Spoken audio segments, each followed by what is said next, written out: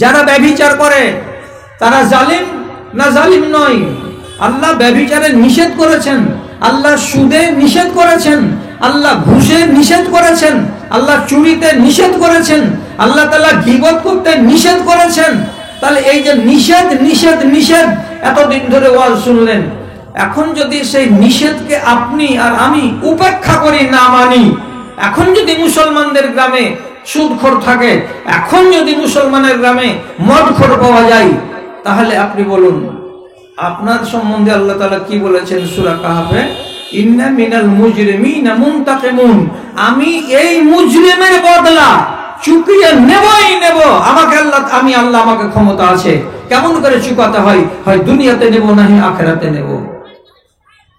যে মুসলমান ভালো করে চিন্তা করবেন, আপনারা মনে মনে বলবেন কই আমাদের আল্লাহ তাআলা বদলা নিয়েছে?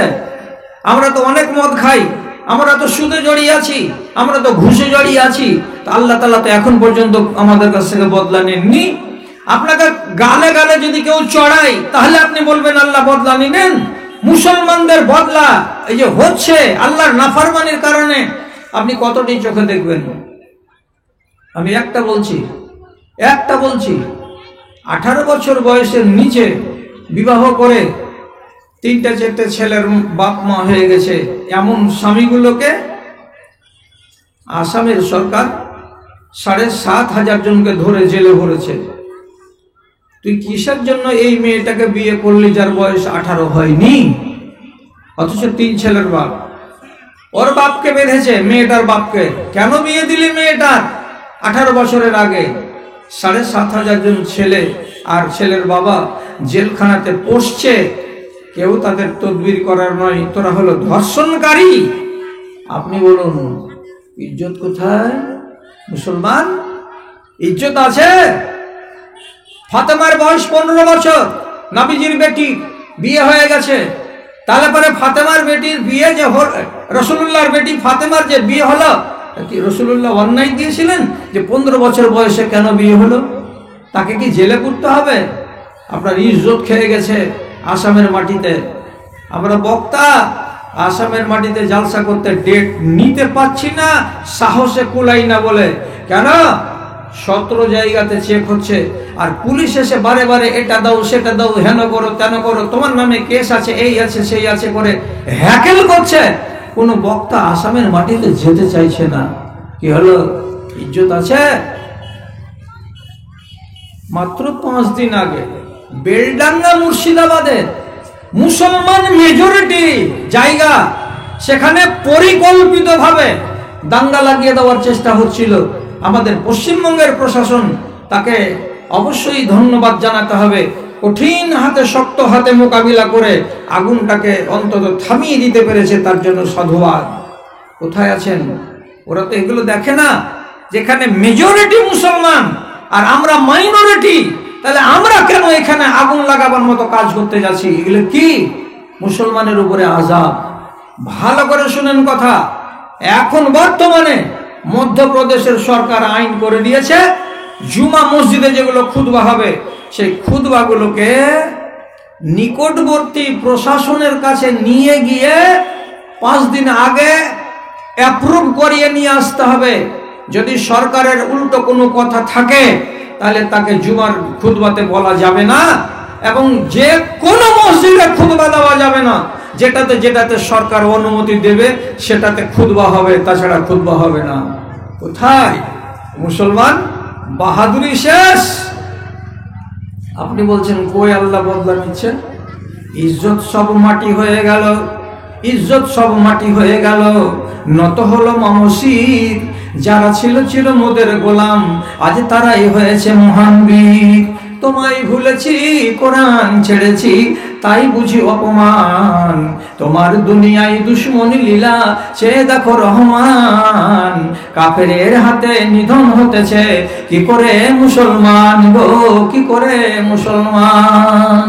বলির পাঠা হলো মুসলিম তোমার চোখের আগে, আসাম বোম্বাই মিরাট গুজরাট আর সে হাজারিবাগে, আর সে হাজারিবাগে।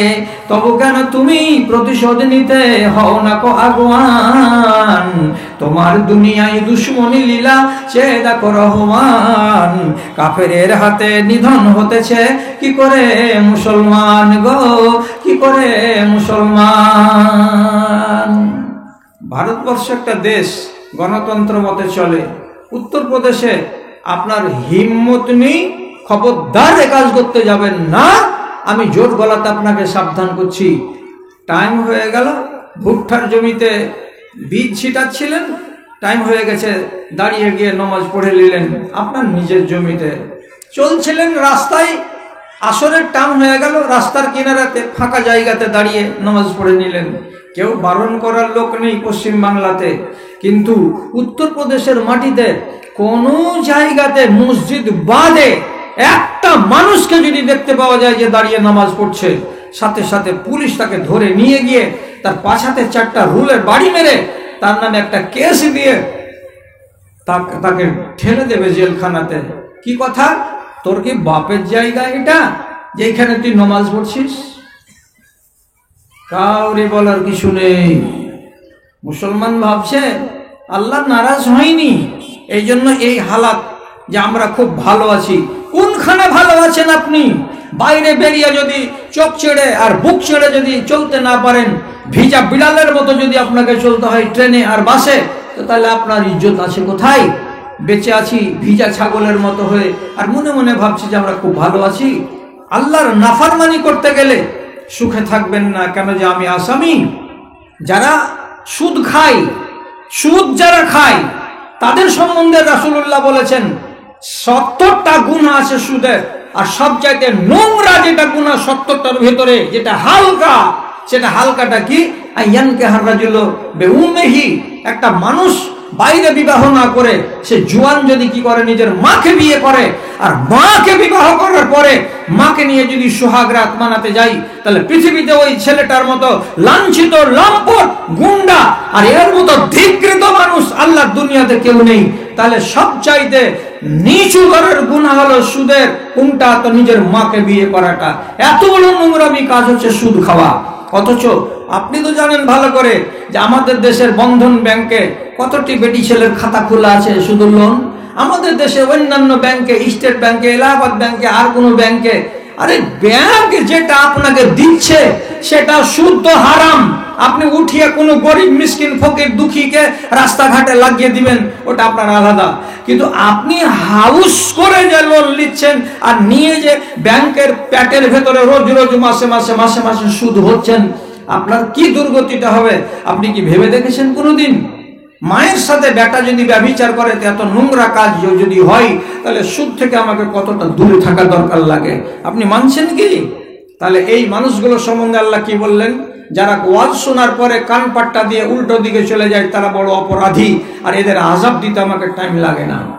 সুদখোর তো যা গেল গেল, যারা মদ খায়, যারা নেশাখোর, যারা বিভিন্ন রকমের নেশা করে, বোতল থেকে ঢেলে একগুলো নেশা, এগুলো হলো মদ। আর একগুলো হলো কি পুরিয়া খুলে দিয়ে আর এক পুরিয়াকে ভেতরে ঢুকিয়ে এমনি এমনি করে হিলিয়ে হিলিয়ে হলারে ভরা, এগুলো হলো আর এক রকমের নেশা। একগুলো হলো আগুন লাগিয়ে দিয়ে সিগারেটের মাথায়, বিড়ির মাথায় জ্বালিয়ে তাকে আবার ফুকে ফুকে খাওয়া, এগুলো হলো এক ধরনের নেশা।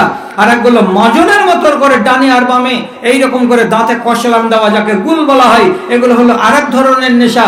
আর একগুলো নেশা আছে কেমনি করে বয়ম থেকে চিমটি কেটে বের করে পাউডার করে নাকে এইভাবে আর এইভাবে উপর দিকে টানা, এই একটা হলো নেশা। তাহলে কত রকমের নেশা মুসলমানের বাচ্চা করে। তার ভিতরে যেটা সব থেকে মানে আপনাদের ধারণা অনুযায়ী পাক, যেটা সব থেকে মিষ্টি নেশা, সেটা হলো কি নামাজি বাপজি, দাড়িওয়ালা বাপজি, টুপিওয়ালা বাপজি। 60 বছর বাপজির পকেটে দেখবেন পচা প্যাকেট খাইনি, ওইনিও খাচ্ছে আর নমাজও পড়ছে, খাইনিও খাচ্ছে আর অজুখানাতে গিয়ে মুখ থেকে বের করে অজুও বানাচ্ছে। কত রকমের নেশাতে আমার এই সমাজটা জড়িয়ে আছে। আল্লাহ তাআলা নেশাকে হারাম করেছেন, আপনি জানেন না? জানার পরে যদি খাবেন তাহলে কানপট্টি দিয়ে চলে গেলেন না? আর কানপট্টি দিয়ে যারা চলে যাবে তার আসামিয়া, তাদেরকে আল্লাহ তাআলা আযাব দিতে চাইছেন, কথাটা বিশ্বাস লাগে না? যে নেশা খেলে কি হবে বলে সাহেব? আপনার সম্মান কিয়ামতের দিন করা হবে। কি সম্মান? এই দুনিয়াতে যেগুলো সব দোকানে পাওয়া যায়, কোনোটার নাম পেপসি, কোনোটার নাম 7 আপ, কোনোটার নাম কোকা কোলা, কোনোটার নাম থামস আপ, বিভিন্ন রকমের যে পানীয়গুলো পান করছেন, কিয়ামতের দিন আপনাকে একটা পানীয় দেওয়া হবে। আর এই পানীয়টা কিন্তু ফেরেশতারা হাতে করে ধরে নিয়ে যাবে না। কি করবে? লোহার লম্বা আকুড়ার মাথায় গ্লাস লাগানো থাকবে, ওই গ্লাসে করে উঠাবে নহর থেকে পানিটাকে, আর উঠিয়ে কাছে যাবে না, ওই রকম লজ্জার মাথা থেকে গ্লাসকে এমনি করে কাট করে আপনার মুখে ঢেলে দেওয়া হবে। দিয়ে বলবে, ও আল্লাহর মেহমান জাহান্নামী, জাহান্নামে জ্বলছো, পানি খাবা পানি খাবা করছিলে, তোমার মেহমানি করেছে, এই যে পানি নিয়ে আসলাম, দাও দাও দাও দাও দাও, পানি খাই পানি খাই।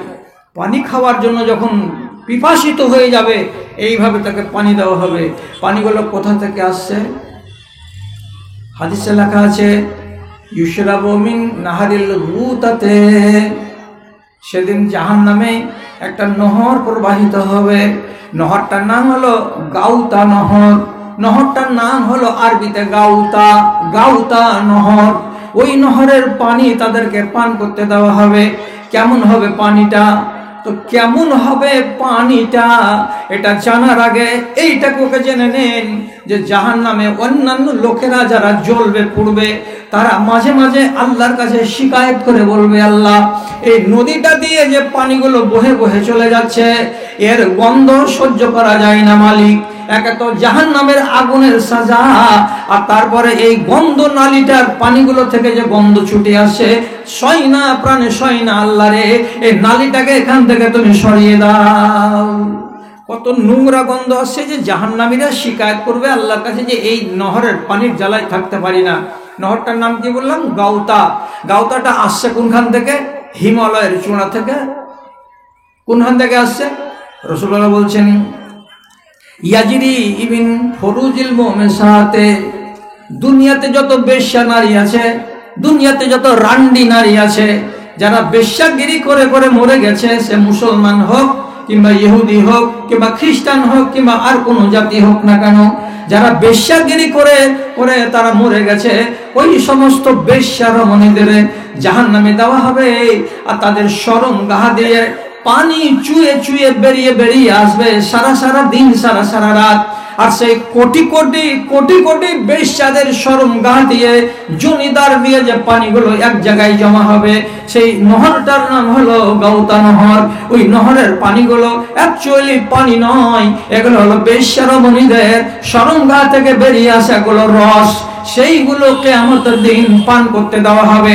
কাকে? যারা দুনিয়াতে নেশা পান করত তাদেরকে। কার শখ আছে? কার শখ আছে? বেটি ছেলের মলদার দিয়ে, বেটি ছেলের শরণগাহ দিয়ে যে পানি বেরিয়ে আসবে, সে পানিকে তোমার মুখে ঢুকিয়ে দেওয়া হবে যে পানি পান কর। কোন বেটি ছেলের মুখ খাওয়ার জন্য রাজি আছে? আমার জাত ভাই যে হ্যাঁ আমি রাজি আছি, অতএব যদি তুমি রাজি থাকো তাহলে ঠাঠিয়ে যাও, বোতলকে বোতল পাল্টিয়ে যাও আর উল্টিয়ে যাও, তোমাকে কেউ নিষেধ করতে পারবে না। আমি কোন কথা, আমার চাইতে 14 ফিট লম্বা আরো উঁচা যদি মৌলবি আসে, আপনাকে কাবু করতে পারবে না। ওয়াজ শুনছেন, জুমার দিন নামাজও পড়ছেন, আর জুমার মসজিদ থেকে নতুন নতুন চাপ্পাল চুরি করছেন। ওয়াজের মজলিসে বসে মোবাইল হারিয়ে যাচ্ছে, তো পাঠান করে সুইচটাকে অফ করে দিচ্ছেন যাতে আর মোবাইলটাকে ঘুরিয়ে দিতে না হয়। তাহলে একসাথে সাথে দিন আর বদ্দিন দুটোই চলছে আপনার। আপনি একদিকে ইমানদার আর একদিকে একই সাথে আপনি বেঈমান। এইরকম করে যদি আপনি চলেন, দেখলে ইমান আপনাকে নাজাত দিতে পারবে? ফেরাউনেরও ইমান ছিল, হিসাব করেন 10 নয়া। কতটি? আন্দাজে বলছি, এই ইমানটা কতখানি? তো 10 নয়া। ওই ইমানে ফেরাউন নাজাত পায়নি, পাবে না। আবুল আহাবের ইমান ছিল। আপনি আজব কথা শুনছেন নাকি আমার মুখ থেকে যে তাব্বাত ইয়াদা আবিল আহাব, আবিল আহাব, আবিল আহাবের হাত মাটিতে মিলে যাক, বদদুয়া করা আছে কোরআন মাজিদে। ওই আবুল আহাবের ইমান ছিল, এই দেখুন এতখানি 10 নয়া ইমান ছিল। ওই ইমানে বাঁচবে না। আপনার যে ইমান ওইরকম হয়ে গেল, কেমন কথা? আমার ইমান ফেরাউনের মতো হলো আর আমার ইমান আবুল আহাবের মতো হলো। মানে হক কথা বলে বলে বলে বলে নবী মুসা ফেরাউনকে পারেননি বুঝাতে। আর ফেরাউনের মতো জল্লাদের সামনে এমন একটা দৃশ্য একদিন ফুটলো, যে দৃশ্যটা দেখার পরে ওর মগজের তালা খুলে যাওয়া উচিত ছিল। 40 জন জাদুঘর ডেকে আনলো মুসা নবীকে কাবু করবে বলে। কেন যে মুসা নবীকে আল্লাহ তাআলা যে লাঠিখানা দিয়েছিলেন, এই লাঠি যদি মুসা নবী কোনো জমিনে ফেলে দিতেন, এইরকম মোটা একটা আজদাহার সাপ হয়ে যেত, ওর কাছে কেউ যেতে পারতো না। আবার যখন খপ করে তিনি হাত দিয়ে ধরে নিতেন, লাঠি হয়ে যেত। মুসা নবীর মুজিজাকে মানবে না, জাদুঘর বলেছিল বলে কাবু করবে বলে 40 জন তার দেশের শ্রেষ্ঠ জাদুঘরগুলোকে একদিন জমা করে গোটা এলাকাতে খবর দিয়ে যে আজকে মুসা নবীকে কি করা হবে, পরাস্ত করা হবে, তোমরা হাজির হও। দর্শকের শেষ নাই, হাজার হাজার দর্শক। এবার মুসা নবী বলছে, ওই তোমার জাদুঘর? বলছে দেখো সামনে 40টা জাদুঘর, সব জাদু করবে, এবার কত পারো তুমি দেখছি। তখন নবী মুসা বললেন, তোমরা জাদু দেখাবে না আমি আমারটা দেখাবো? শুরু করবে না আমি শুরু করব? তখন যতটি জাদুঘর ছিল, কার হাতে এরকম মোটা এত বড়খান রশি আছে, রশি যদি ফেলে দেয় তো আলাদ সাপ হয়ে যাবে। কার হাতে এখানটা কঞ্চি আছে, ও যদি ফেলে দেয় তো খরিস সাপ হয়ে যাবে। কার হাতে আর একটা ডান্ঠা আছে, ও যদি ফেলে দেয় তাহলে ডাঁড়াল সাপ হয়ে যাবে। সব বিভিন্ন জিনিস নিয়ে 40 জন জাদুকর সামনে এক এক করে ফেলতে লাগলো। যেমন মাদারির খেলা হয়, এইরকম গোল বৃত্তের মাঝখানে সাপে সাপ, সাপে সাপ, এই মোটা এই মোটা, এই বড় এই বড় এই বড় সাপ, সব কিলবিল কিলবিল কিলবিল করতে লাগলো। নবী মুসা বললেন, আর আছে তোমাদের? তো বলছে, হ্যাঁ আমরা যা করার করে দিয়েছি। ফেরাউন হাসছে একটা বড় চেয়ারে বসে বসে, মুসা তুমি বাকড়ামি করছিলা? তুমি মনে করছো আমার মতো আর জাদুকর দেশে নাই? এবার নাও কতটি জাদুকর তোমার সামনে এনে হাজির করেছি। নবী মুসা বিসমিল্লাহির রহমানির রহিম বলে নিজের লাঠিখানাকে জমিনের উপরে রেখে দিলেন। সঙ্গে সঙ্গে এই এত বড় সাপ হলো যে সাপের নামও চাবল হলো 1 নম্বর সিঁড়িতে, আর সাপের উপরের চাবল চোয়ালটা হলো দোতলার উপরকার সাম সাইডে। এত বড় ফাঁক করলো, আর করার পরে যতটি সাপ ছাড়া ছিল সমস্ত সাপটিকে এক এক এক এক করে পেটের ভেতরে ভরে দিয়ে পেটকে টিকটিকা করে দেওয়ার পর খালি তাকাইছে, আর সাপ আছে, আর সাপ আছে, তার সাপ নাই। সমস্ত সাপকে যখন গিলা হয়ে গেছে, নবী মুসা খট করে লাঠিখানকে ধরলেন, সাপটাকে ধরলেন, সাথে সাথে লাঠি হয়ে গেল। 40 জন জাদুঘর এইবার সাথে সাথে তারা বলছে, আমরা মুসা নবীর আল্লাহর উপরে ঈমান আনলাম এবং মুসা নবীকে আল্লাহর প্রেরিত রাসূল বলে মেনে নিলাম, আমরা তোমাকে বিশ্বাস করলাম, তোমার উপরে ঈমান আনলাম। তখনই এই ফেরাউনের মতো জল্লাদ বলেছিল, আমার বিনা অনুমতিতে আমার বেতন খাওয়ার লোক তোমরা, কিসের জন্য তোমরা এই রকম করে মুসাকে মেনে নিলে? অবশ্যই অবশ্যই তোমাদেরকে শুলিতে ছাড়াবো এবং তোমাদের হাত আর পা গুলোকে উল্টা পাল্টা করে আমি কাটবো, আর কাটার পরে শুকনো খেজুরের গাছে তোমাদেরকে ঝুলিয়ে দেওয়া হবে। এত বড় অন্যায় তোমরা করলে কেন? হযরত ইবনে আব্বাস রাদিয়াল্লাহু তাআলা বলছেন, আসবাহু সাহিরাতান ওয়া আমসাউ শাহিদিন। সকালবেলায় হলো সবটি জাদুঘর, আর সন্ধ্যাবেলায় সবটি হলো সোহাদা। এসেছিল তারা জাদুঘর হয়ে 40 জন, আর মরে গেল তা তারা হয়ে গেল শহীদ। কেন যে ওই লোকগুলোকে ফেরাউন জিন্দা করে রাখেনি। তাহলে এত সত্য জিনিসটা চোখের সামনে আসার পরেও ফেরাউন মানতে পারেনি। এই ফেরাউন যখন শেষের বেলায় নীল নদী পার করে চলে যাচ্ছিল, তখন আল্লাহ তাআলা বলছেন, এই নীল নদীর রাস্তা আমি বানিয়েছিলাম মুসা নবীর জন্য আর তার মিলিটারিদের জন্য। ওরা চলে গেছে, আর জল্লাদ ফেরাউন আবার এখানে পা দিয়েছে। এর মতো জল্লাদকে পার হতে দেওয়া যাবে না। তুমি মিলে যাও, গায়ে গা লাগিয়ে দাও। 12টা রাস্তা হয়েছিল নীল নদীর গায়ে, মুসা নবী করেছিলেন লাঠি মেরে, সব রাস্তাটি বন্ধ হয়ে গেল। আর সমস্ত ফেরাউনের লাই লস্করগুলো তাদের ডুবে মরল। যখন পানি চুপুর চুপুর করে খেতে লাগলো ফেরাউন, তখন ফেরাউন বলেছিল, আমান্ত বে রব্বে মুসা, আমান্ত বিল্লাজি আমানত বিহি বানু ইসরাইল, আমি ওই আল্লাহর উপরে ঈমান আনছি যেই আল্লাহর উপরে বানি ইসরাইলেরা সবাই ঈমান এনেছে। তাহলে মরবার কালে ফেরাউন কি বলছে, আমান্ত, ওই আল্লাহর উপরে ঈমান আনলাম যে আল্লাহর উপরে ঈমান এনেছে বানু ইসরাইলেরা, আর যে আল্লাহর উপরে ঈমান এনেছে হযরত মুসা আলাইহিস সালাম, আমি ওই আল্লাহকে বিশ্বাস করতে গেলাম। আল্লাহ রাব্বুল আলামিন আসমান থেকে ফেরেশতাকে পাঠিয়ে বলছেন, ওর মুখে কাদা ভরে দাও, আর একবার যেন সে বলতে না পারে যে আমি আল্লাহর উপরে ঈমান আনলাম। ঈমান তো আনলো, তখনও দম ছিল, দম থাকা অবস্থাতে বলল যে আমি আল্লাহর উপরে ঈমান আনলাম, কিন্তু মরবার কালে শরবত কাম দিল কি?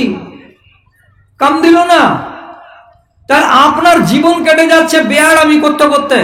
যেদিন প্যারালাইসিসে ধরবে, আর যেদিন আপনাকে স্ট্রোক হবে, অথবা যেদিন আপনার বড় একটা রোগ হয়ে গেল, কি যে আপনার কিডনি ফেল হয়ে গেল, বিষাণ যখন ধরে নিলেন, তখন নমাজির বেটা নমাজি, এর আগে নমাজ নাই, এর আগে রোজা নাই, এর আগে দিন ধর্ম নাই।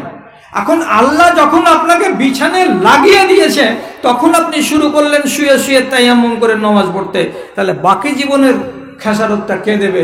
আপনি বলুন তো। এইরকম করে দাগাবাজি করে যদি দুনিয়াতে বাঁচেন, তা আপনার ইমানটাকে তো দেখে মনে হচ্ছে আল্লাহ মাপ দেন আমাকে, যে এইসব ফেরাউনের ইমানের মতো ইমান। আবু লাহাবের তো ইমান হালকা দশমে বরাবর ছিল। আমাদের জাতের ভেতরে এক একটা লোকের এমনও ইমানের দশা যে আবু লাহাবের সমান হয়তো ইমান তার আছে কিনা বিশ্বাস করেন। আবু লাহাবের 2 বেটার সাথে নবীজির 2 বেটির বিয়ে হয়েছিল একই টাইমে। আবু লাহাবের 2 বেটা, ওতবা আর ওতাইবা, এটা রাসূলুল্লাহর 2টা জামাই। আর আবু লাহাব আল্লাহ পাকের নবীর বিহাই। কথা বুঝতে পারলেন কিনা? বিহাই। আর বিহাইয়ের নামে কোরআন মাজিদে আয়াত নাযিল হলো যে আবু লাহাবের 2খান হাত মাটিতে মিশে যাক। যখন এই সূরাটা নাজিল হলো, তখন আবু লাহাব একবারে কিলবিলিয়ে গেল। আর ওর স্ত্রী উম্মে জামিল কত রাগ হলো, বাড়ি গেছি যে তখন বলছে, হ্যাঁ আমার স্বামীর নামে কোরআন এসছে, আর আমার স্বামীর 2খান হাত মাটিতে মিশে যাক বলে মুসলমানেরা সব বদদোয়া করছে। তো স্বামীটাকে তখন বলছে, তুমি কি করছো বুড়া হুড্ডা মুখা, কিছু করতে পারো না? কি করব? তো মুহাম্মাদের সাল্লাল্লাহু আলাইহি সাল্লাম 2টা বেটি আছে আমার বাড়িতে বহু হয়ে, একটা বেটিকে অর্থব না আমরা, দুশমনের বেটিকে বাড়ি থেকে হাঁকাও। তখন আবু লাহাব কইছে, ঠিকই কইছিস তুই, থবো না দুশমনের বেটিকে। 2টা বেটাকে ডেকে কইছে, আমার মাথা আমার হাত পা তোদের 2 ভাইয়ের উপরে হারাম, ছুবি না আমাকে যতক্ষণ পর্যন্ত আমার কথা না মানবি আর না শুনবি। রাসি আলা রাসে কুমা হারামুন, তোমাদের উপরে আমার মাথা আর আমার দেহ হারাম, আমার যদি কথা না শুনো। 2 বেটা তখন কইছে, বাজান আপনার কথা শুনবো না তো কার কথা শুনবো? কি বলছেন বলেন। 2 বেটাকে তখন আবু লাহাব বলছে, আমার চোখের সামনে তুই তোর বাড়িওয়ালিকে এক্ষুনি তালাক দিয়ে দে, আর নাপির বাড়িতে ওর বেটি 2টোকে জমা করে দিয়ে আই, কারণ যে দুশ্মনের বেটিকে আমি বাড়িতে রাখবো না। বলছি এইটা কথা? হ্যাঁ, দিয়ে দিলাম তালাক। দিয়ে রাসূলুল্লাহর কাছে গেল ওতাইবা, আর ওতাইবা যাওয়ার পর বলছে, তুমি আমার বাপকে বকেছিলা, তুমি আমার বাপের নামে বদদোয়া করেছিলা, যার কারণে তোমাদের কোরআন মাজিদে আমার বাপের নামে সূরা নাজিল হয়েছে। রাসূলুল্লাহ জামাইয়ের দিকে দেখছেন আর মুচকি মুচকি হাসছেন যে তোর বাপ কহেছে, শুনলি? শুনে আমার কাছে আসছিস শ্বশুরের কাছে? তো রাসূলুল্লাহ বলছেন, হ্যাঁ বাবা, তোমার বাবার নামে সূরা নাজিল হয়েছে, তোমার বাবা আমাকে গতকালকে গাল দিয়েছিল, তার জন্য আল্লাহ তাআলা এই সূরা নাজিল করেছেন।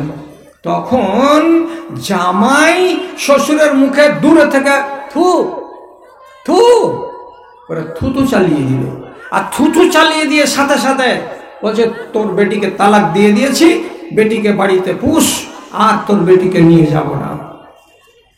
রাসূলুল্লাহ বললেন, তালাক দিলি তো তোর পাওয়ার, কিন্তু আমার মতো একটা মানুষ, আমি শ্বশুর, আমার মুখে তুই থুতু চালালি কেন? রাসূল মনে ব্যথা পেলেন। আর ব্যথা যখন মানুষের মনে আসে, তার মুখ দিয়ে অনেক কথা বেরিয়ে যায়। রাসূলুল্লাহ তখন নিজের কষ্টটাকে থামতে না পেরে আর দুটা বেটিকে তালাক দিয়ে দিয়েছে, দুটা জামাই একই দিনেই। আবু লাহাবের নির্যাতন আর তার স্ত্রী উম্মে জামিলের নির্যাতন, সব কথাগুলো যখন মনে পড়ে গেল, তখন রাসূলুল্লাহ জামাই বাবুকে থামতে না পেরে বদদোয়া করে দিলেন। কি বলে? আল্লাহুম্মা সাল্লিত আলাইহি কালবুন মিন কিলাবিকা। যে জামাই থুতু চালালো, সে জামাইকে রাসূলুল্লাহ বদদোয়া করে দিলেন। কি বলে? আল্লাহ, তোমার জগতে, তোমার দুনিয়াতে অনেক কুকুর আছে, কোনো একটা কুকুরকে আমার চোখের সামনে খাড়ো আছে, এটা হলো মুশরিকের বেটা মুশরিক, এটা হলো আমার জামাই, এর নাম হলো ওতাইবা, আবু লাহাবের বেটা, এই হলো একটা কুকুর। তুমি এই কুকুরটার উপরে তোমার দুনিয়ার 4 পায়ের একটা কুকুরগুলোকে নিযুক্ত করে দিও, যাতে এই কুত্তাটা কাবু হয়ে যায়। আল্লাহুম্মা সাল্লিত আলাইহি কালবান মিন কিলাবিকা, তোমার কোনো একটা কুকুরকে এর পেছনে লাগিয়ে দিও মাবুদ। এই কথা বলে যেমনি দোয়া করা, বাড়ি এলো হাসতে হাসতে, আরে বেটা কি কহে আলি তোর শ্বশুরকে? মুখে থুতু চালিয়ে দিয়েছি বাজান, আর দিয়ে যত কথা বলার ছিল গার বিষ মিটিয়ে বলে নিয়েছি, এবার চলে এলাম। তো শ্বশুর বসে বসে খালি শুনলে নাকি রে? বলছে না, একটা কথা বলেছে। তো কি বলেছে রে? বলছে আল্লাহুম্মা সাল্লিত আলাইহি কালবান মিন কিলাবিকা, এরকম একটা কথা বললো। আবু লাহাব কপালে হাত দিয়ে কইছে, মরে গেল বেটা, মরে গেল। কি হলো তোমার?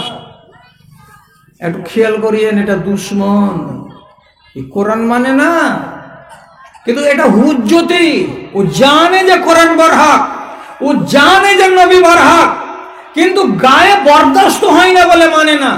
তো আপনাকে এটা কেন বলতে যাচ্ছি যে ওর যে 10 নয় ঈমান ছিল আবু লাহাবের, আপনি নিজেকে এই জামানায় 52টা জুমার খুতবা শোনার পরে যদি আপনার ঈমান হালকা 10 নয় হয়ে যায়, আপনি আবু লাহাব থেকে কোনখান ভালো হলেন এটা দেখাবো বলে আপনাকে এত সুন্দর কথাটা, সহিহ হাদিসটা আপনাকে বলছি।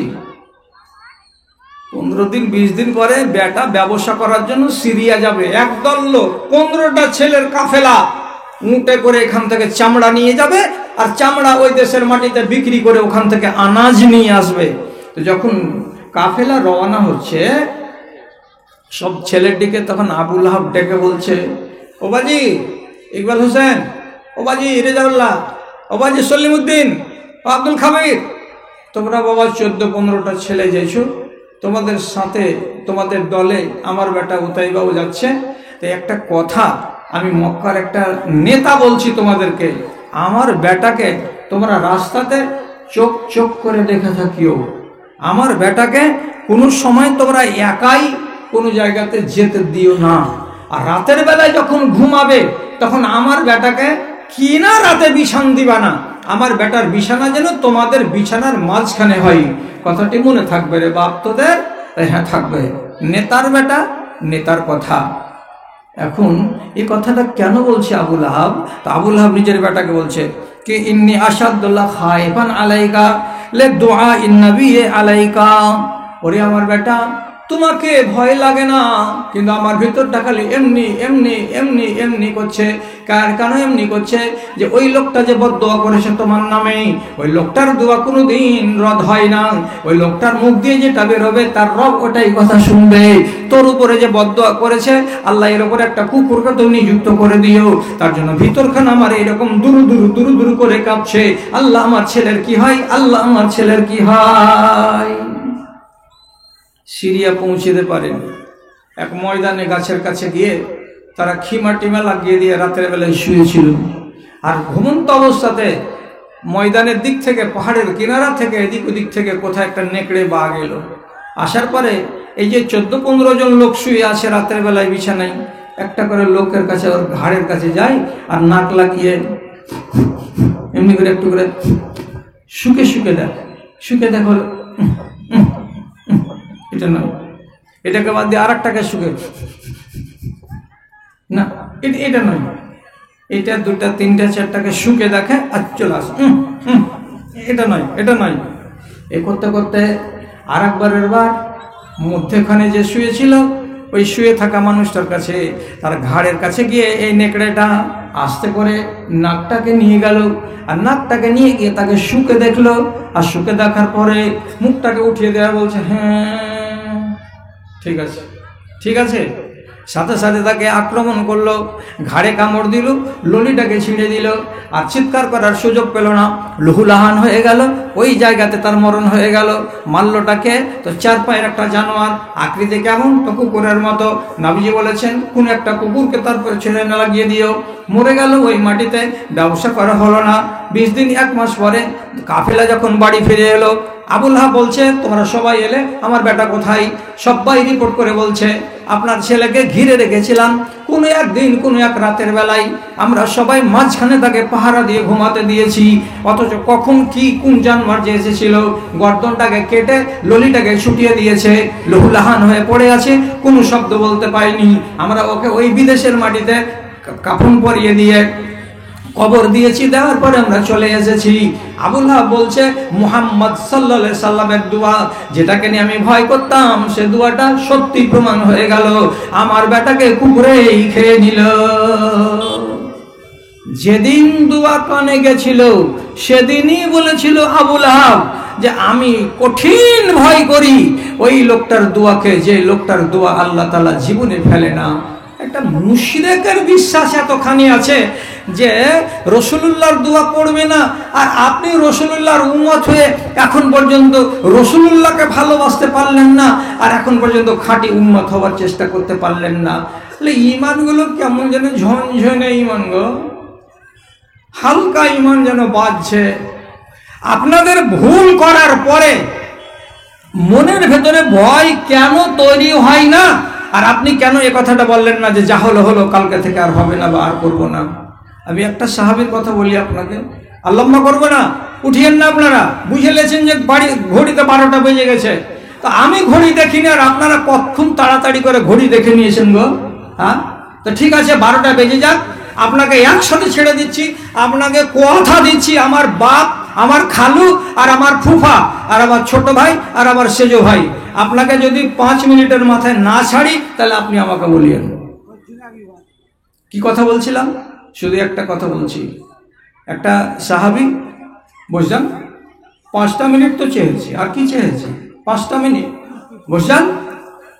হ্যাঁ, তো একটা সাহাবী ওর কাজের একটা মেয়ের গালে একটা চড় মেরেছে, তো টাউরি লাগিয়ে দিয়েছে, একটা চড় এত জোরে মেরেছে, ব্রিটিশরা কাঁদছে। তাড়াতাড়ি রাসূলুল্লাহর কাছে এসে বলছে, রাসূল সকালবেলায় রাগের জ্বালাতে চড় মেরে দিয়েছি, এখন ভাবছি যে বাচ্চাটাকে, মেয়েটাকে চড় কেন মারলাম, তো আমার কিছু করার আছে কি? দেখেন, খেয়াল করেন কথাটার দিকে, এটা কেমন মুমিন, একটা ভুল হয়েছে তো আর ভেতর স্থির নাই, খালি কামড়াচ্ছে ওকে। দৌড়ে এলেন নবীজির কাছে, নবীজি বলছেন মেয়েটাকে সাথে করে এনেছো? বলছেন না আনিনি। মেয়েটাকে নিয়ে এসো। বাড়ি গেল, আর বাড়ি যাওয়ার পরে মেয়েটাকে নিয়ে এসলো নবীজির সামনে। তখন নবীজি ওকে বলছেন, এ বাবা আমার দিকে তাকাও তো একটু, কম বয়সী বেটি ছেলে, সাবালিকা হয়নি, ওকে মেরেছে চড়। ইমান টেনে এনেছে লোকটাকে যে আমি এটা ভুল করেছি, তার খেসারত আমাকে কি দিতে হবে, আমার ভেতর কাঁপছে, আল্লাহ আমাকে না ধরে। রাসূলুল্লাহ তখন বলছেন আমার দিকে তাকাও। হ্যাঁ, তাকাইলো, মনটা বেজার। তখন রাসূলুল্লাহকে জিজ্ঞেস করে বলছেন, আমি তোমাকে 2টা কথা বলবো, একটু জবাব দিস তো মা, কি বলছিস তুই? তখন রাসূল বলছেন প্রথমে, আইন আল্লাহ, এ বেটি বলতো আল্লাহ কোথায়? তখন মেয়ে ছেলেটি মুখ দিয়ে জবাব না করে হাতটাকে খাড়া করে দিয়ে বলছে এদিকে। তার মানে কোথায় আছে আল্লাহ? আকাশে, আরশে। হয়ে গেল। রাসূলুল্লাহ মাথা ঝুঁকালেন। তারপরে আবার মেয়েটিকে বলছে, মান আনা, বলো তো বাবা আমি কে? তখন মেয়েটি মুখ খুলে বলছে, আন্তা রাসূলুল্লাহ। এই মা ঘাটিস না তো, হ্যাঁ খাসলত খারাপ আছে, খালি লোহা ঘাটা। আমি কে? তো বলছে আপনি আল্লাহ রসুল। যেমনি আল্লাহ রসুল বলে দেওয়া, রাসূলুল্লাহ বলছেন একটা মুমিনা বেটি ছেলে, একটা কম বয়সী বাচ্চা আল্লাহকে বিশ্বাস করে এবং আল্লাহর রাসূলকে বিশ্বাস করে, এমন একটা বাচ্চাকে তুমি চড় মেরেছ, এটা তোমার উচিত হয়নি। তখন বলছে রাসূলুল্লাহ, আমি কি করতে গেলে আমার পাপ থেকে আমি মুক্ত হতে পারবো? আমার ভেতরটা আমাকে কামড়াচ্ছে। তখন রাসূলুল্লাহ বলছেন, তুমি যদি মুক্তি পেতে চাও আর তোমার গুনাহগায়ে থাকবে না, এটা যদি তুমি মনে মনে চাও, তাহলে তুমি মেয়েটিকে স্বাধীন করে দাও। এটা হলো লন্ডি, এটা হলো কৃতদাসী, দাসী হয়ে থাকবে না, এবার স্বাধীন মেয়ে হয়ে যাবে। বিনা টাকাতে বিনা পয়সাতে মেয়েটিকে স্বাধীন করে দাও। রাসূলুল্লাহর সামনে লোকটা মেয়েটিকে দেখে বলছে, ও বেটি রে, আমি তোমাকে আজ থেকে স্বাধীন করে দিলাম। তোমার মন হয় আমার বাড়িতে থাকো, তোমার মন না হয় তো আমার বাড়িতে থাকিও না। আমি তোমাকে জীবনে কোনোদিন আর আমার বলে দাবি করব না। স্বাধীন করতে কমসে কম 2000-2500 দিরহাম আরবের টাকা লাগে, এমনি স্বাধীন হয় না। এতটি টাকাকে বিনা পয়সায় রেখে দিয়ে আজাদ করে দিলেন। কিসের জন্য? তার ঈমান তাকে কামড়াচ্ছিল, আমি একটা অন্যায় করেছি। তাহলে সাহাবায়ে কেরামদের অন্যায় হয়ে গেলে দৌড়ে আসতেন যে আমাদের ঈমানটাকে সোজা করার জন্য কি পথ আছে। বাপ জানেরা, ভাই জানেরা, ওয়াজ শুনে নিলেন, ওয়াজ শুনে আপনাদের হয়ে গেল, নিজেকে বদলাবার চেষ্টা করবেন। আপনাদেরকে একবার মুখ দিয়ে উচ্চারণ করতে বলছি, একটা মুহাব্বতের ভাষা বলুন, কোরআনের ভাষা, ইনশাআল্লাহ, ইনশাআল্লাহ, ইনশাআল্লাহ। আল্লাহ আপনাদের মঙ্গল করুন। আমি 11:15 কথা বলতে আরম্ভ করেছিলাম, তো কথাটা কেন যে বললাম যে 1 ঘন্টা